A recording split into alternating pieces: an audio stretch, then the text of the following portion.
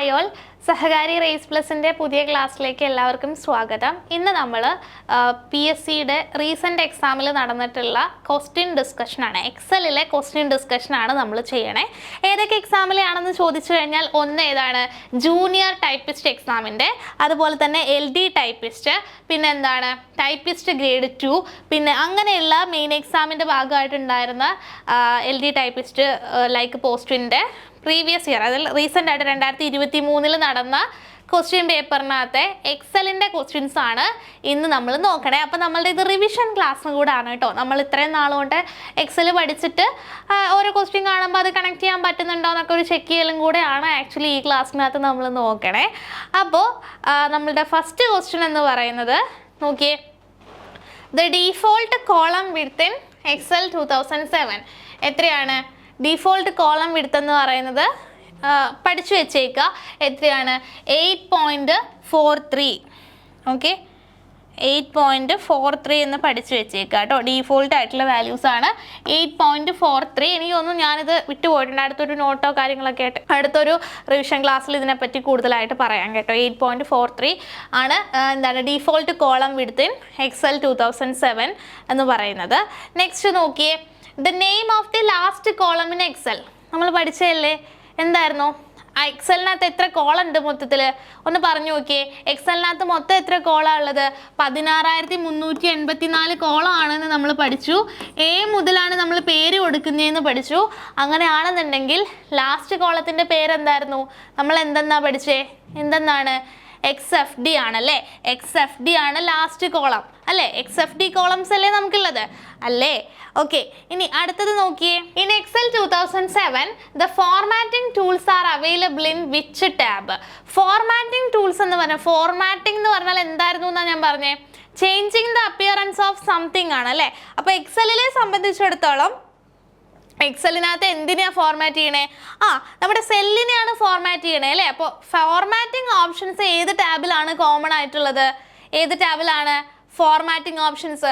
ശരിയാണ്, home ടാബിലാണ് എന്തുള്ളത്? Formatting options ഉള്ളത് അല്ലേ? ഫോർമാറ്റിംഗ് ഓപ്ഷൻസ് ഉള്ളത് എവിടെയാണ്? ഹോം ടാബിലാണ്. ഓക്കെ, ഇനി അടുത്തത് നോക്കിയേ. In Excel 2007 the currency symbol can be changed using which utility of a control panel? അതായത് നമ്മൾ ഡീഫോൾട്ട് ആയിട്ട് ഇതായിരിക്കും, നമ്മൾ USA ഇംഗ്ലീഷ് അല്ലെങ്കിൽ ആ ഒരു റീജിയനിലൊക്കെയാണ് കമ്പ്യൂട്ടർ സെറ്റ് ചെയ്തേക്കണമെന്നുണ്ടെങ്കിൽ കറൻസി എന്തായിരിക്കും? ഡോളർ ആയിരിക്കും. ഇനി നമുക്കത് ഇന്ത്യൻ കറൻസിയിലോട്ട് മാറ്റണം എന്നുണ്ടെങ്കിൽ കൺട്രോൾ പാനലിനകത്ത് ഏത് യൂട്ടിലിറ്റീനെയാണ് ചേഞ്ച് ചെയ്യേണ്ടതെന്നാണ് ചോദിച്ചേക്കണേ. എവിടെയോ മെൻഷൻ ചെയ്തതായിട്ട് ഞാനും ഓർക്കുന്നുണ്ട്, നിങ്ങൾ ഓർക്കണം. എന്താണ്, എവിടെയാണ് നമുക്ക് മാറ്റം വരുത്തുക? നമ്മുടെ റീജിയൻ ആൻഡ് ലാംഗ്വേജ് മാറ്റം വരുത്തി കഴിഞ്ഞാൽ കറൻസി ഓട്ടോമാറ്റിക് ആയിട്ട് മാറുമല്ലോ.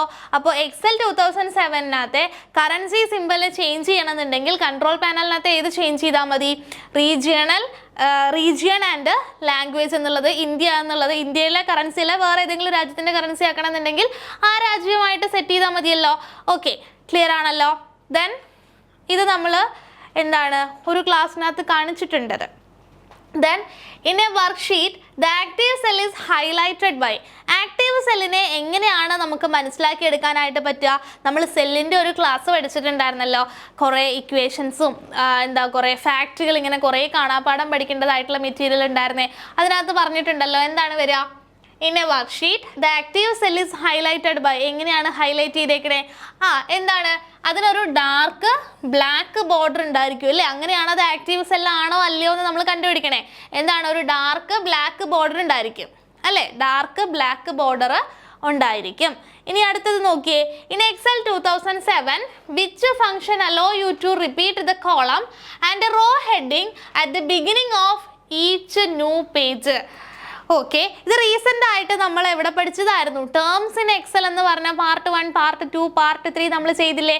ആ ക്ലാസ്സുകളിൽ ഉണ്ടായിരുന്നതായിരുന്നു ഫ്രീസ് പെയിനിനെ പോലെ ഇരിക്കുക, പക്ഷേ ഫ്രീസ് പെയിൻ അല്ല, ഇത് പ്രിന്റഡ് പേജിലെ കണ്ടന്റ് ആണെന്ന് ഞാൻ പറഞ്ഞിട്ടുണ്ടായിരുന്നു. ഓൾമോസ്റ്റ് സെയിം ആണ്, ഫ്രീസ് പെയിൻ പോലെ തന്നെയാണ്, പക്ഷേ അത് വിർച്വലായിട്ട് ചെയ്യുന്നതാണ് ഫ്രീസ് പെയിൻ. ഇത് പെർമനൻ്റ് ആയിട്ട് പ്രിന്റഡ് കോപ്പിയിൽ ചെയ്യുന്നതാണ്. അതിൻ്റെ പേരെന്താണെന്നാണ് ചോദിച്ചേക്കണേ. എന്താണ്? പ്രിന്റ് ടൈറ്റിലാണ് അല്ലേ, ഏതെങ്കിലും ഒരു കോളം അല്ലെങ്കിൽ റോ റിപ്പീറ്റഡ് ആയിട്ട് എല്ലാ പ്രിന്റഡ് പേജിലും വേണമെന്നുണ്ടെങ്കിലാണ് നമ്മൾ പ്രിന്റ് ടൈറ്റിൽ കൊടുക്കുക.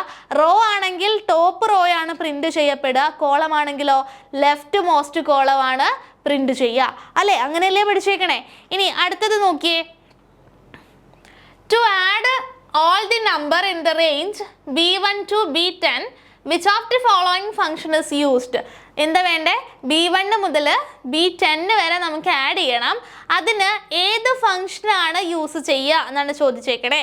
നോക്കിയേ, ആദ്യം അറിഞ്ഞിരിക്കേണ്ടത് എന്താണ്, നമ്മളുടെ ഫംഗ്ഷന്റെ ക്ലാസ്, ഫസ്റ്റത്തെ അരിത്തമെറ്റിക് ഫംഗ്ഷന്റെ ക്ലാസ് നോക്കുക. നമ്മൾ ആഡ് ചെയ്യാൻ വേണ്ടിയിട്ട് ഏത് ഫംഗ്ഷനാണ് പഠിച്ചേക്കുന്നത്, സമ്മ് ഫംഗ്ഷൻ ആണ് അല്ലേ. അപ്പോൾ ഇവിടെ നോക്കിയ ഓപ്ഷനിൽ ഏതൊക്കെയുള്ളത്, ആഡ് ഉണ്ട്, സം ഉണ്ട്, സം 2 ഉണ്ട്, 2 ഫംഗ്ഷൻ. അപ്പോൾ നമ്മുടെ ആൻസർ എന്താ, ഡയറക്റ്റ് ആയിട്ട് നമുക്ക് കിട്ടുമല്ലോ, സം ഓഫ് b1 മുതൽ b10 വരെ അല്ലേ. അപ്പോൾ ആൻസർ വരുന്നത് ഓപ്ഷൻ ബി ആണ്.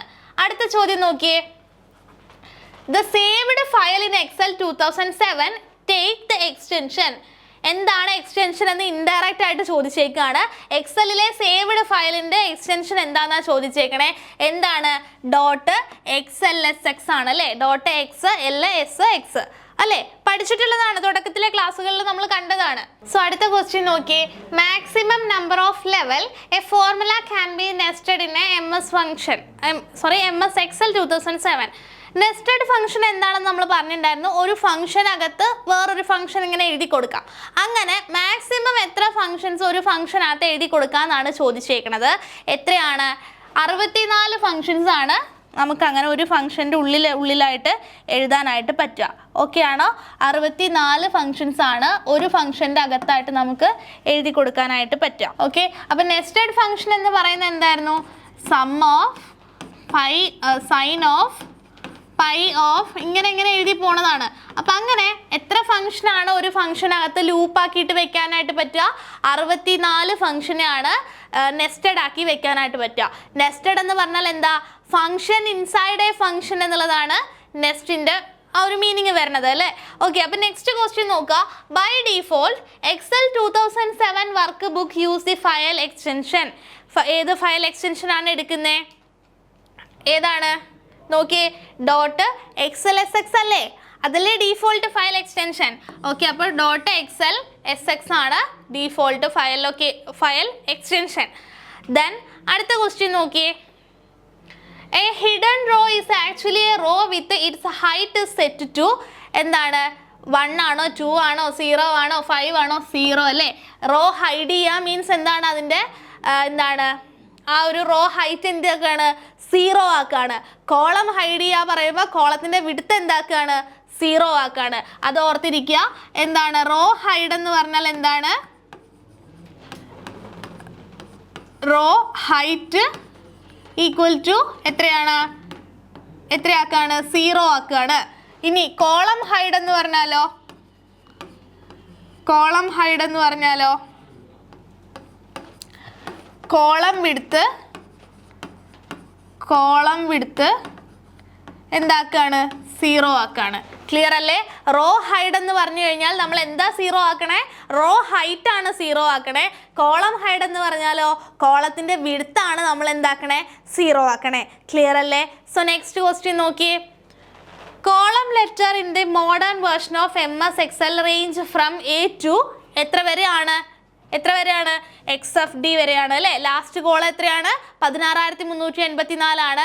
16384 റെപ്രസെൻറ്റ് ചെയ്യുന്ന അക്ഷരങ്ങളാണ് എന്ത്, XFD എന്ന് പറയുന്നത്. ക്ലിയർ ആണല്ലോ. അപ്പോൾ A മുതൽ XFD വരെയുള്ള കോളമാണ് നമുക്ക് എവിടെയുള്ളത്, എക്സലിനകത്തുള്ളത്. നമ്മൾ പഠിച്ചതല്ലേടോ ഇതെല്ലാം.